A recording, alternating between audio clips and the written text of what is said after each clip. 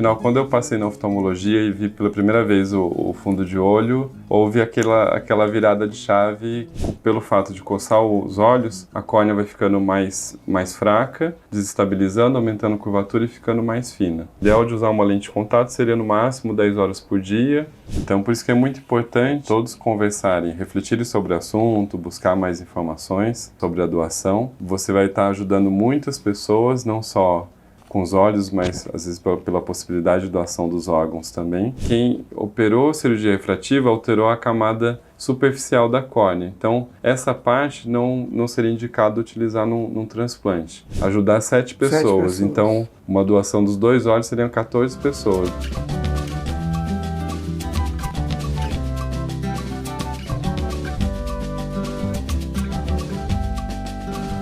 Olá, eu sou Zé Guilherme e você está aqui comigo no canal Entre Meios, um canal de entrevistas no YouTube, com entrevistas toda quarta-feira às 19 horas, com uma personalidade nova, um papo leve, informal e, por que não, divertido. E já que você está aí, eu quero te convidar para se inscrever no canal, clicar no sininho para receber as notificações em primeira mão, comentar e curtir. E hoje eu tenho o grande prazer e satisfação de receber aqui para conversar comigo Dr. Rodrigo Teixeira Santos, médico, cirurgião, oftalmologista, e eu tenho o grande prazer de dizer meu oftalmologista, né? Ele que cuida do meu olho, dos meus olhos. Dr. Rodrigo, seja muito bem-vindo, sinta-se em casa, a sala é sua. Olá, Zé, muito prazer estar aqui com vocês. É um prazer também ter você como paciente, poder te ajudar aí a enxergar melhor e com mais nitidez também. Admiro muito o seu trabalho e sempre fico encantado com a diversidade de óculos que você vai lá no consultório, que são muito bonitos, né? Muito obrigado. É um prazer enorme recebê-lo, obrigado pela disponibilidade. Eu sei que sua agenda não é fácil, então a gente fica muito contente aqui de ter você com a gente. Eu sempre começo a entrevista pedindo para o convidado falar um pouco de quem ele é, de onde veio, de onde nasceu, família, origens, enfim, situar um pouco a pessoa que está sendo entrevistada aqui como profissional. Eu sou de São José dos Campos, interior de São Paulo. Eu fiz faculdade no Rio, então fui um caipira que se mudou para o Rio em 2022, quando eu passei no vestibular da Federal do Rio de Janeiro. Não tem nenhum médico na família. O que despertou para fazer a medicina, na verdade, foi a oftalmologia já lá no começo. Desde criança, acho que por volta dos 8 anos, eu usava óculos por causa da miopia, que foi crescendo e aumentando, e sempre me fascinou com a minha médica oftalmo e ir no consultório, mas na época eu não tinha noção que oftalmo era médico. Eu achava até que era como se fosse o dentista, uma profissão de saúde que tinha uma faculdade separada.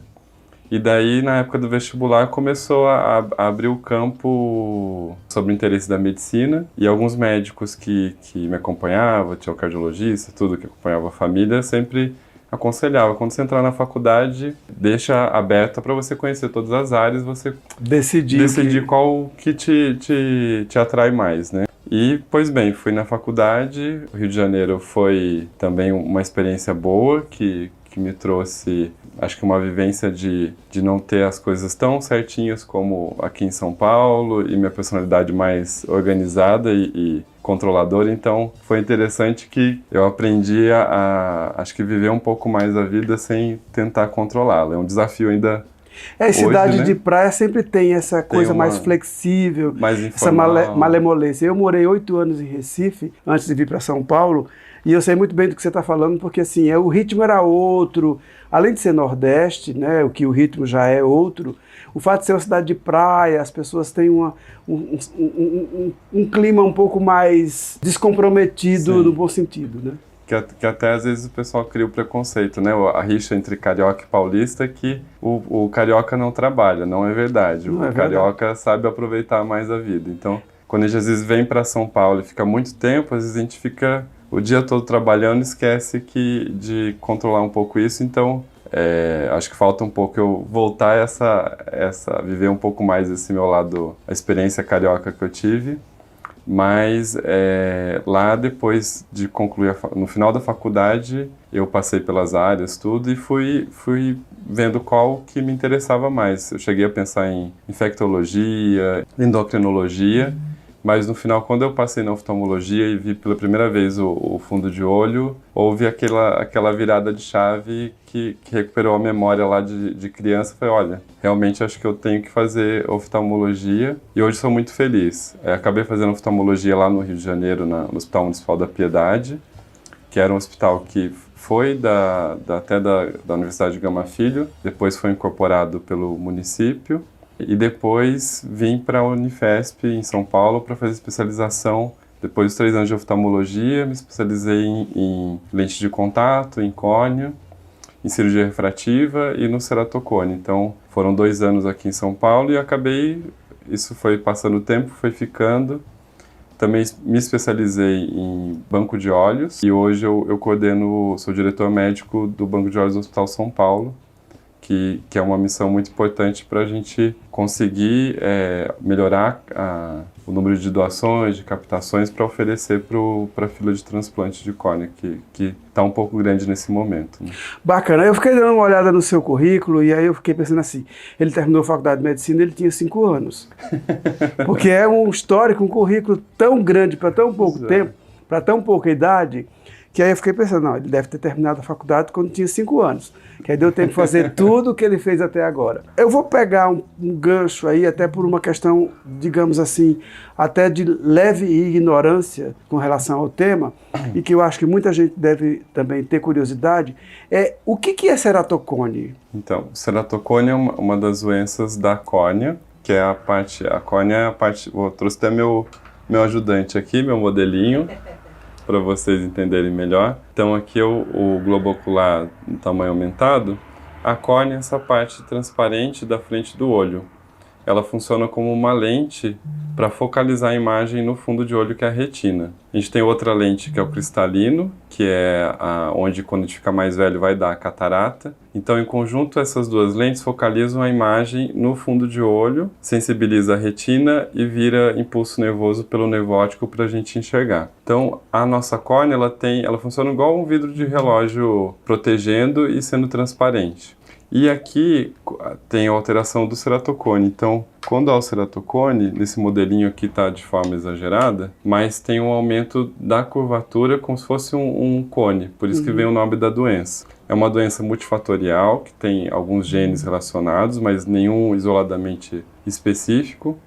E depende também do fator ambiental, comportamental, da alergia ocular. Então, um paciente que tem a tendência genética e também tem alergia ocular frequente, que está muito relacionada à rinite alérgica ou até dermatite, atopia, ela tende pelo fato de coçar os olhos, a córnea vai ficando mais fraca, desestabilizando, aumentando a curvatura e ficando mais fina. Eu tinha uma leve noção do que seria, mas não com tanta clareza. Eu não tinha essa ideia dessa mudança de formato. Aí o ceratocone vai ser graduado em 4 graus. Então, esse modelinho aqui está de forma exagerada, como se fosse o último grau para ser mais didático. Mas a gente suspeita, principalmente de pacientes jovens que têm astigmatismo e às vezes não tem uma visão tão boa, é preciso fazer o exame de topografia da córnea para verificar. Às vezes a gente consegue detectar hoje mais precocemente. E às vezes não afeta tanto a visão, mas aí necessita de alguns cuidados. Né? Doutor Rodrigo, falando de ceratocone, qual é o tratamento para esse tipo de problema? A gente falou um pouquinho do diagnóstico, você mostrou aí como é que se identifica, como é efetivamente a evolução, mas qual é o tratamento? Então, hoje o tratamento do ceratocone ele é baseado na classificação pelo grau da doença. A gente classifica em 4 graus, o 1 mais leve e o 4 mais avançado. E hoje a gente tem disponíveis tratamentos que conseguem melhorar a visão e a qualidade de vida, que antigamente não se tinham tanta tecnologia envolvida.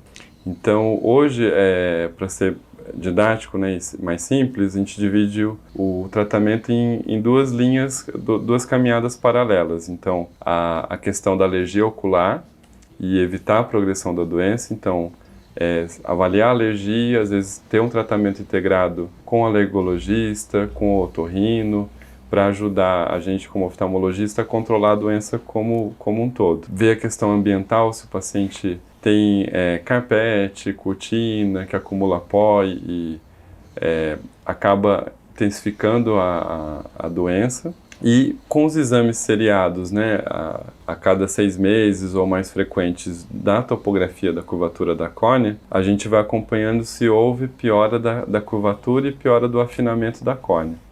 Se isso é detectado, tem alguns critérios que indicam a cirurgia chamada de crosslink, que é um tratamento cirúrgico que a gente submete o paciente a uma hidratação com um colírio, uma vitamina, riboflavina, que penetra na fibra da córnea e expõe ele a um aparelho de radiação ultravioleta controlado. Então há uma reação química que promove interligações dessas fibras de colágeno e o engrossamento dessas fibras, permitindo que ele tenha mais estrutura, uma córnea mais enrijecida e evite que ele tenha piora da doença.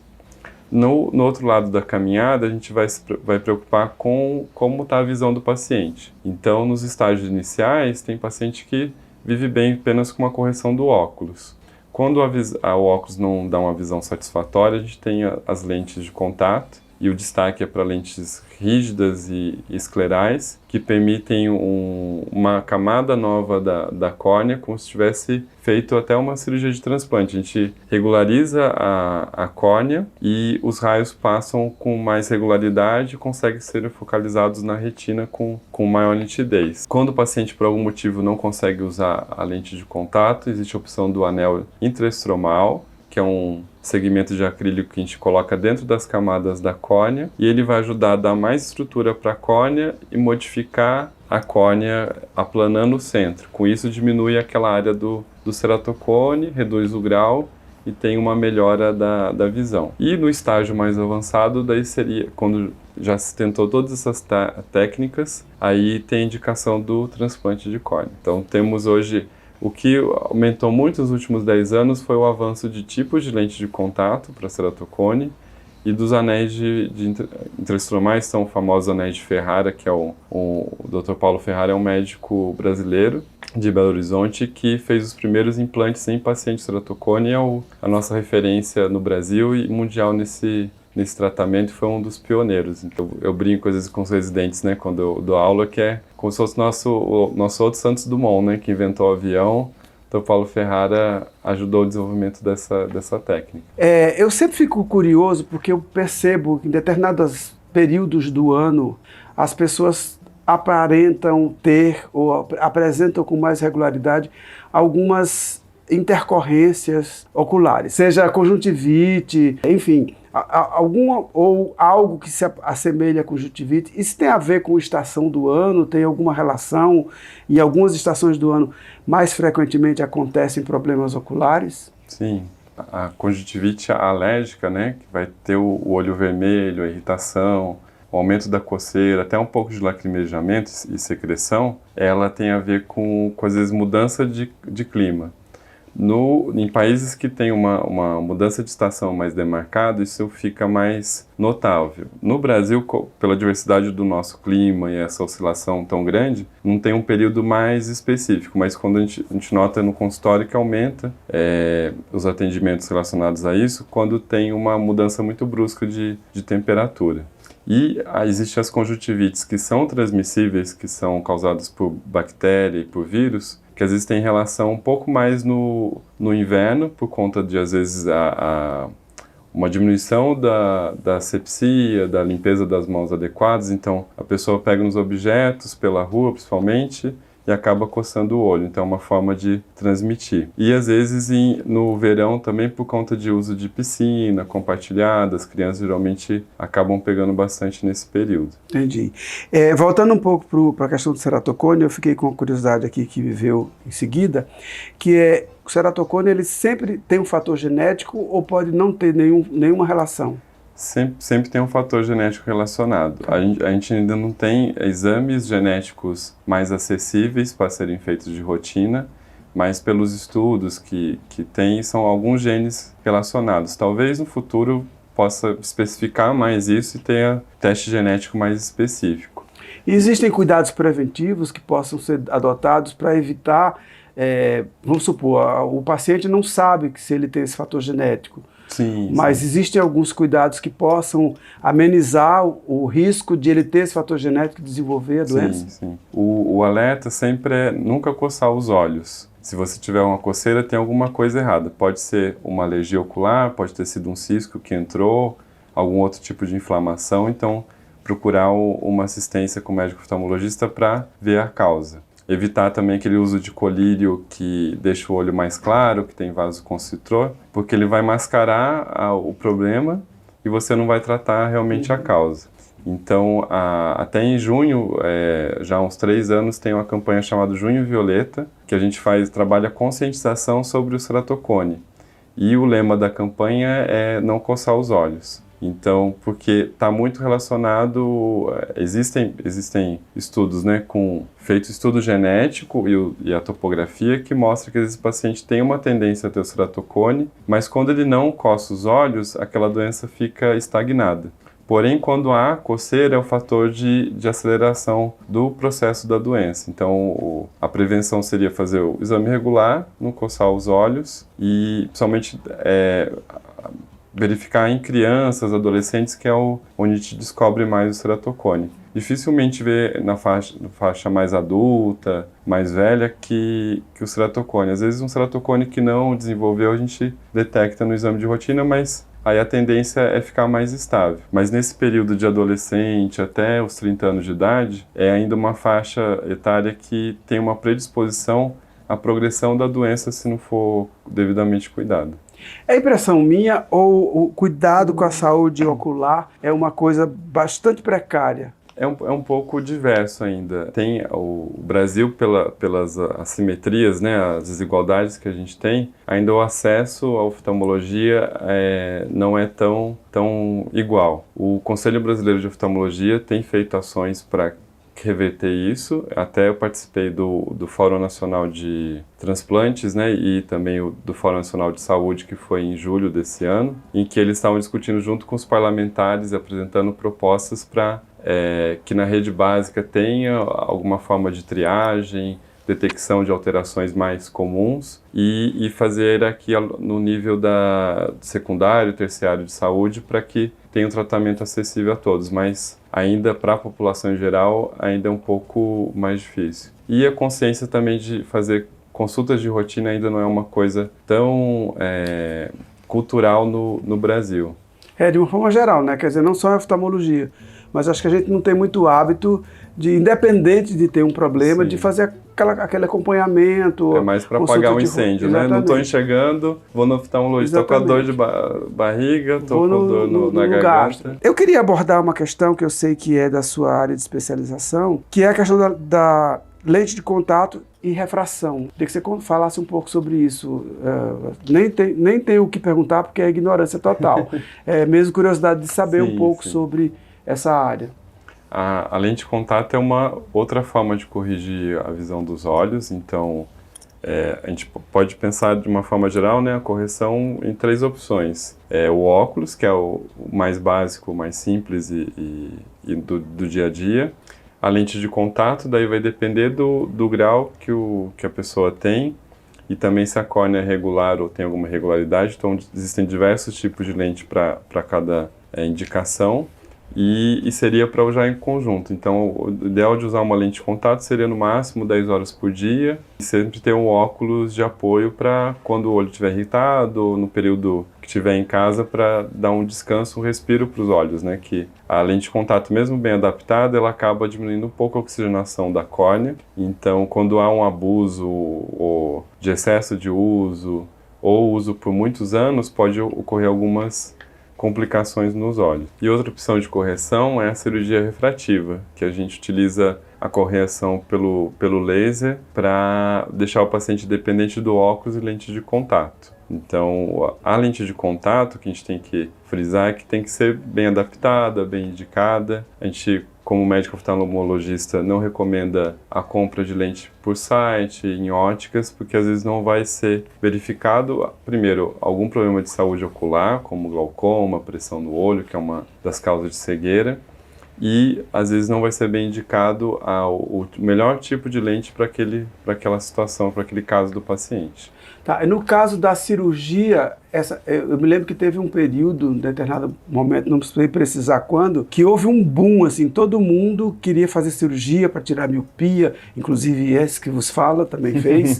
Era uma profusão muito grande tinha até uma certa propaganda de boca a boca, de, eu fiz Sim. e foi ótimo, eu fiz, aí o outro fazia e por aí ia. Eu fiz essa cirurgia em determinado momento, eu tinha pouquíssimo grau, foi total vaidade, e com o passar do tempo, alguns anos depois, eu comecei a ter dificuldade de visão, o que não era mais miopia e veio um processo de astigmatismo, hipermetropia, coisas do tipo, né? Hoje eu sou completamente dependente do óculos, mas uma coisa tem a ver com a outra, não, né? Tem um certo ponto, sim. Houve evolução das técnicas de cirurgia laser, então hoje a gente tem os lasers que são mais modernos, que alteram menos a curvatura da córnea e consomem, né? A gente fala o consumo, que é a ablação, que é a eliminação do tecido para remodelação da córnea, para correção do grau. Então, antigamente, logo que surgiu os primeiros lasers, foi aquele boom, uma técnica nova que prometia ficar sem o óculos.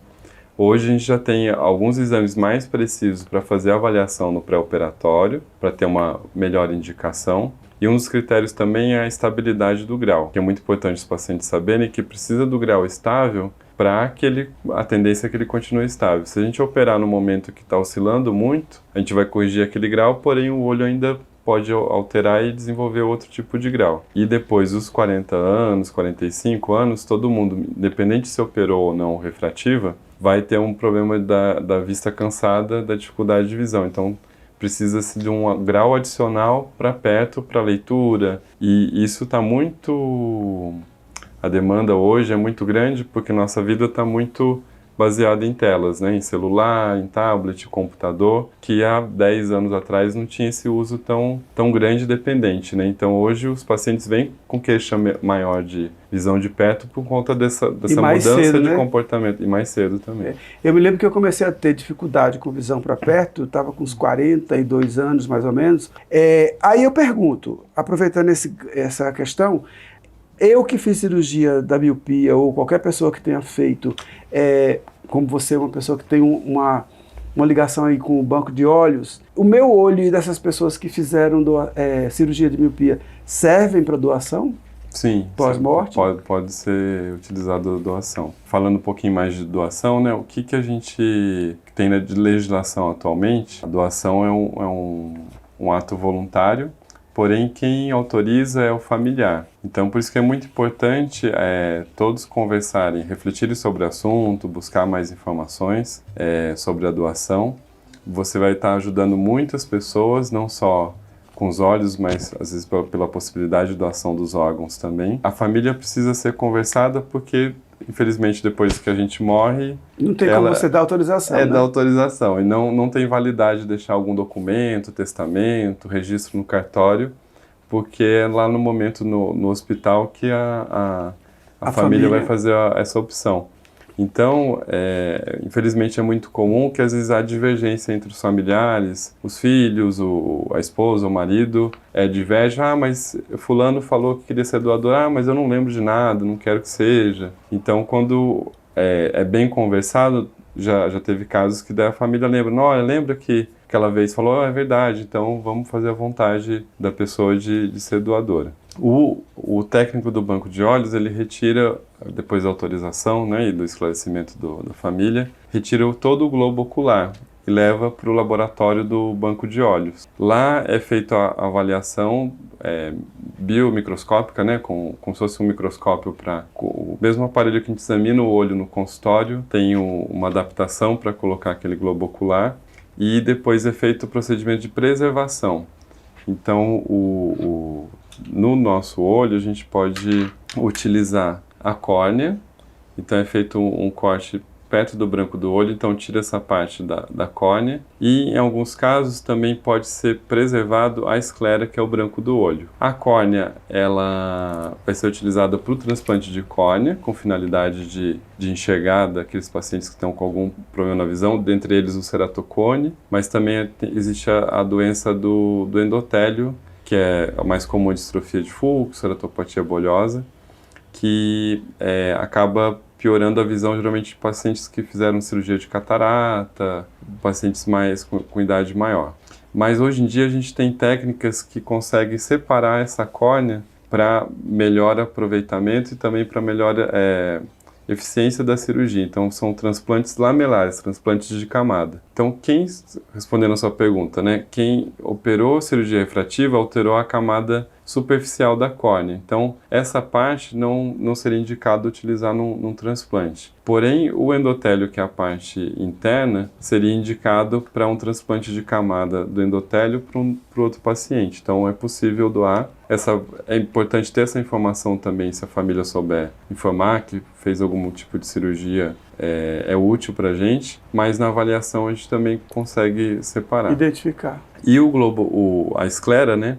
Ela é utilizada para cirurgias como o de oncologia ocular, que a pessoa tem um tumor. O mais conhecido, recente, foi o retinoblastoma, que é uma doença um tumor que dá ocular em crianças. Existe o tratamento de quimioterapia, radioterapia, porém, quando é muito avançado, é preciso retirar o globo ocular e, para a cavidade não ficar vazia, é colocada uma prótese em volta com essa esclera da doação.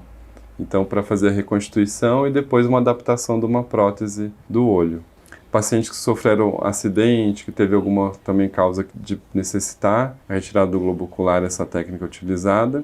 E pacientes que têm glaucoma, que é uma doença que dá pressão no olho, quando o paciente tem, já usando várias medicações, sem controle adequado, a gente pode utilizar um fragmento da esclera para uma cirurgia chamada de implante de tubo, que ajuda na drenagem e controle da pressão. Então, a doação de olhos não vai ajudar somente a enxergar, vai ajudar a melhoria de qualidade de muitos pacientes. Então, cada esclera a gente pode dividir em 6 fragmentos e a córnea seria para um paciente. Então, cada globo ocular pode ser usado para ajudar 7 pessoas. Então, uma doação dos 2 olhos seriam 14 pessoas. Então, é um ato de amor, né? A doação, de você pensar no benefício que pode ser utilizado. Cada um tem a sua religião, sua convicção religiosa, mas a gente sempre fala, né? Todas são baseadas no amor, então vale a pena refletir sobre o quanto você, depois da morte, pode ajudar tantas pessoas, né, que precisam. E por falar nessa questão da doação, existe algum meio, algum canal, algum site que as pessoas possam se informar mais sobre o assunto, tirar dúvidas, etc.?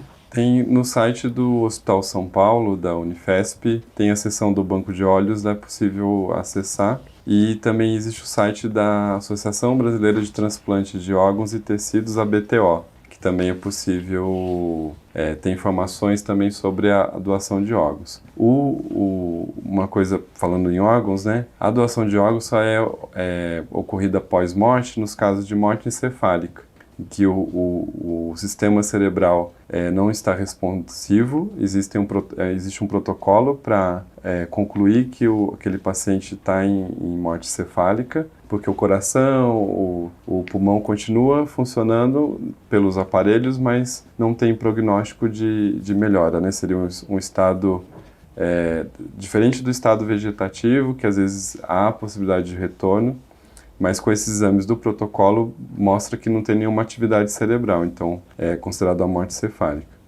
E daí pode ser doado o coração, os pulmões, fígados, rins, pâncreas, e no caso de tecidos oculares, né, dos olhos, é possível ser doado tanto desses pacientes de morte cefálica quanto o de parada cardiorrespiratória, quando morre de infarto, morre de um AVC, né, um derrame cerebral, ou um acidente de carro, uma morte traumática, também é possível. Então a gente consegue ter outras opções. E, gosto de falar bastante desse assunto, também é possível doar outros tecidos no nosso corpo, que é considerado o tecido da pele, que é utilizado para pessoas que tiveram queimadura, para fazer reconstituição. E também os ossos, no caso o fêmur, que é o osso maior que a gente tem na coxa, também é retirado o osso, também vai para o laboratório do banco de tecidos de ossos, é feito o preparo e às vezes fragmentado para utilizar em cirurgia dos dentistas ou mesmo cirurgia ortopédica para alguma reconstituição. Ou seja, nós somos extremamente valiosos mesmo depois de mortos. Sim, Né? Então, sim. é interessante as pessoas pensarem nisso, refletirem, porque às vezes aquele tecido, ou aquele corpo que vai se deteriorar numa cremação ou num sepultamento, pode vir a ajudar a salvar inúmeras vidas, Sim, incontáveis. com certeza. Uma curiosidade, que aí é uma curiosidade muito pessoal, é a questão da catarata. A catarata tem algum fator hereditário, genético, alguma coisa desse tipo? A principal causa de catarata é senil, que é de acordo com a idade, geralmente após 50, 60 anos, mas é muito variável de acordo com... Tem a questão genética de cada um e a evolução dela é muito individual. Então tem pacientes que a gente vê com 60, 70 anos que tem uma catarata inicial e fica ali por muitos anos. Eu até já atendi pacientes de 80, 90 anos que tinha uma catarata mínima que não afetava a visão. A partir do momento que ela causa a perda da visão, que a gente não consegue melhorar com o exame da refração, que é o exame do óculos, aí às vezes a gente indica o procedimento da cirurgia. Existem outras cataratas que dão em outras idades, que geralmente ou por algum trauma, um acidente, cataratas congênitas, que a criança já nasce com essa catarata, ou mesmo o uso principalmente de medicações, que a gente destaca o uso de corticoide. Então é comum um paciente que tem alguma inflamação recorrente, ou mesmo trata alergia, asma brônquica, que sempre recorre ao uso de corticoide, esse uso crônico pode levar a um aparecimento mais precoce da catarata.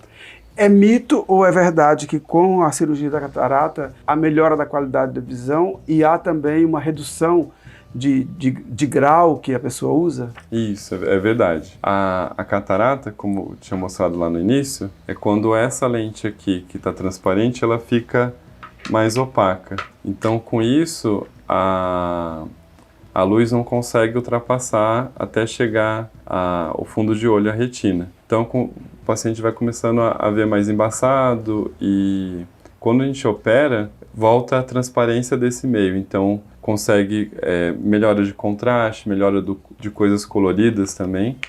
Mas, principalmente, quando a gente vai fazer a cirurgia, existe um exame chamado biometria, que é para fazer o cálculo, ele dá informações do comprimento do olho, da curvatura do olho, e existem fórmulas para calcular o valor, o grau da lente que vai ser colocada quando se retira o cristalino, a catarata.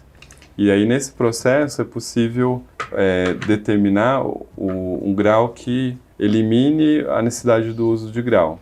Aí, dependendo da situação, vai ser planejado se elimina total o grau de longe ou existe a possibilidade de lentes multifocais intraoculares para corrigir também a questão da vista cansada. E daí já é uma forma de correção de uma forma definitiva, que daí a lente fica para o resto da vida. Bom, Rodrigo, como é que as pessoas fazem para ter um pouco mais de informação, para conhecer um pouco mais dessas possibilidades de cuidados, de tratamentos, de todas essas questões que nós abordamos aqui? Eu disponibilizei no meu site, tem mais informações sobre essas doenças que eu trato, que eu faço acompanhamento, então lá vai ser bem interessante. E também no meu Instagram, que é @dr.rodrigotsantos.